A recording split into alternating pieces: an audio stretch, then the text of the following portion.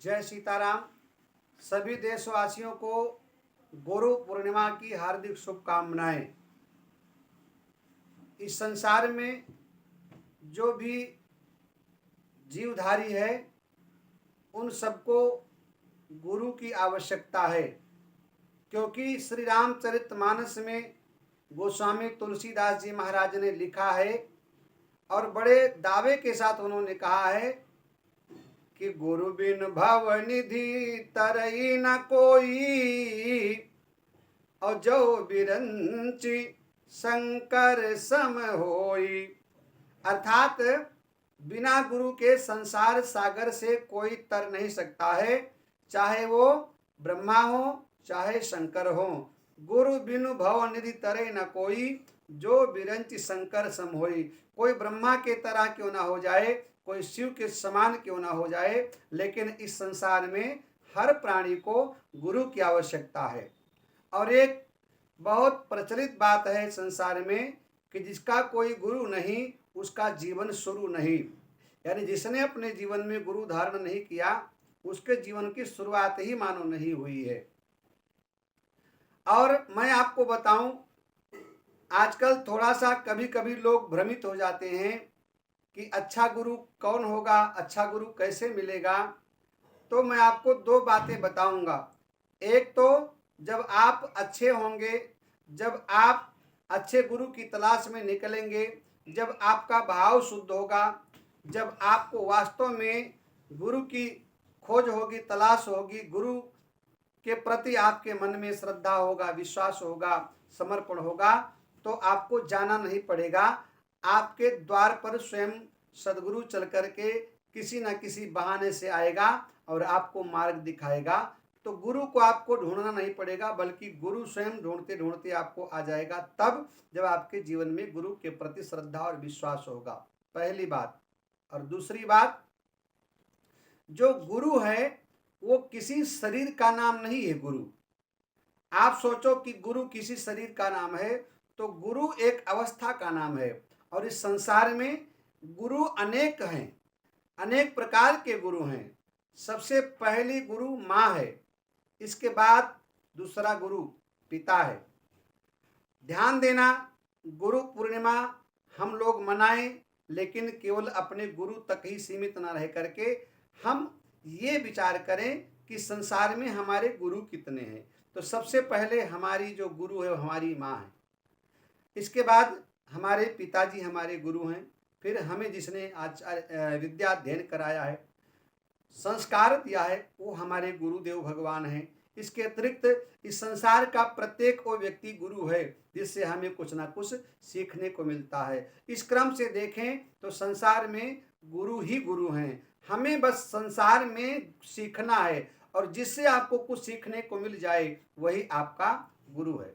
ये नदियाँ, ये पहाड़, ये पर्वत, ये लताएं, ये वृक्ष, ये जंगम, ये स्थावर, ये पक्षी, ये पशु, ये झरने, ये सरोवर, ये तालाब, यानी संसार का प्रत्येक जीव जिससे हमें कुछ ना कुछ सीखने को मिलता है, वो हमारा कहीं ना कहीं गुरु है। अब हम आपको बताते हैं कि जब हम अपने गुरु के प्रति नतमस्तक होते हैं, श्रद्धावान होते हैं, तो हमें अपने गुरु से अपार प्यार हो जाता है, प्रेम हो जाता है। और कभी कभी गुरु हमें सशरीर दर्शन नहीं दे पाता है। ऐसी स्थिति में हम गुरु से मिले कैसे, और गुरु के प्रति हमारा जो भाव है उसको प्रकट कैसे करें। तो रामचरितमानस में बताया गया है कि सदगुरु वैद्य वचन विश्वासा।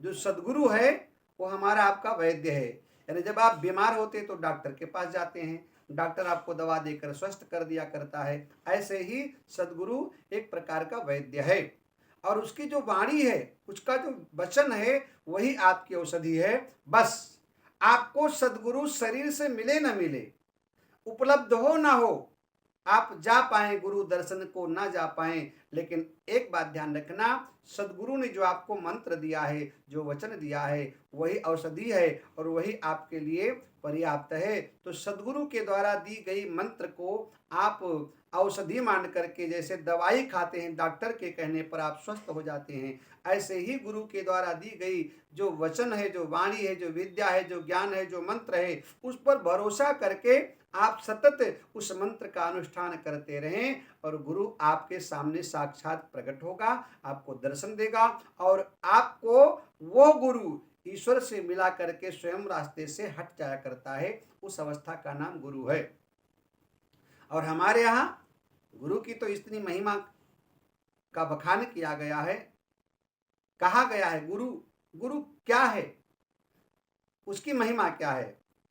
तो सब धरती कागज करूं और लेखन सब बन राए, सात समुद्र की मस करूं लेकिन गुरु गुण लिखा न जाए। अर्थात सब धरती कागज करूं, ये जितनी पृथ्वी उनको कागज बना दिया जाए, लेखन सब बन रहा है, जितने जंगल हैं उनको कलम बना दिया जाए, यानी धरती को कॉपी और जंगल को कलम बना दिया जाए, और सात समुद्र जो बड़े बड़े हैं उनकी यदि हम इंक बना देते हैं, यदि रोशनाई बना देते हैं, और गुरु के महिमा का यदि हम लेखन प्रारंभ करें तो लिखा नहीं जा सकता है। यह है गुरु, यानी गुरु का आदि मध्य और अंत नहीं है। और गुरु के विषय में कहा गया है कि गुरु गोविंद दोनों खड़े, काके लागू पाए, बलिहारी गुरु आपनो गोविंद दियो बताए।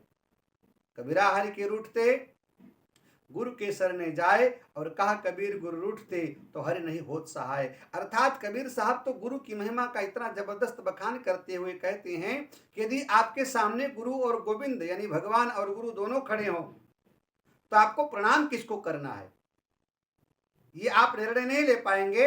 लेकिन कबीर साहब के शब्दों में कहे तो उन्होंने कहा कि सबसे पहले आपको गुरु को प्रणाम करना, क्योंकि बलिहारी गुरु आपने जिन गोविंद दियो बताए, वही गुरु आपको बताता है कि ये गोविंद है, ये भगवान है। और एक बात और ध्यान रखना, भगवान आपसे रूठ जाए तो आप गुरु के शरण में जाकर के उपाय पूछ करके भगवान को मना सकते हैं, लेकिन शायद गुरु महाराज रूठ जाएं तो साहब कैसे आप भगवान को पाओगे। इसलिए गुरु गुरु गुरु साहब, तो ये गुरु जो है ये हमें संसार सागर से मुक्त करता है, आवागमन से मुक्त करता है। और ऐसे स्थिति में जिस दिन गुरु पूर्णिमा सारी दुनिया पावन पर्व मना रही है, उस दिन आप भी अपने कुल परंपरा के अनुसार अपने माथे पे गुरु के द्वारा दी गई तिलक धारण करके, गुरु के द्वारा दी गई माला धारण करके, गुरु के द्वारा दिया गया मंत्र अपने माला पर जप करके, और जहां आप हैं वहीं से आप अपने गुरु भगवान के चरणों में श्रद्धा से नतमस्तक होकर के और गुरु पूर्णिमा महोत्सव को आप मनाइए। यदि आप गुरु के पास जा सकते हैं तो आप सौभाग्यशाली हैं, यदि गुरु आपको उपलब्ध है तो समझ लो कि आप बड़े भाग्यशाली हैं, और यदि गुरु आपको उपलब्ध नहीं है तो गुरु के द्वारा दी गई माला और मंत्र जप करके और गुरु भगवान के चरणों में अपना श्रद्धा सुमन जहां आप हैं वहीं से अर्पण करके, धूप दीप मानसिक रूप से करके और गुरु भगवान के चरणों का ध्यान करके, श्री गुरु चरण सरोज रज निज मन मुकुर सुधार, गुरु भगवान के चरणों का ध्यान करते हुए और उनके चरणों का अर्चन करें, वंदन करें, पाद्य अर्घाचमन से आरती उतारें, और इस प्रकार गुरु भगवान की कृपा आपके ऊपर बनी रहे। ऐसे गुरु भगवान जो आपको भगवान से मिला करके आपको आवागमन से मुक्त करते हैं। सभी देशवासियों को गुरु पर्व की बहुत बहुत शुभकामनाएं। आप सभी लोग स्वस्थ रहें, दीर्घायु हो, मंगल हो। जय जय श्री सीताराम। सद्गुरुदेव भगवान की जय हो।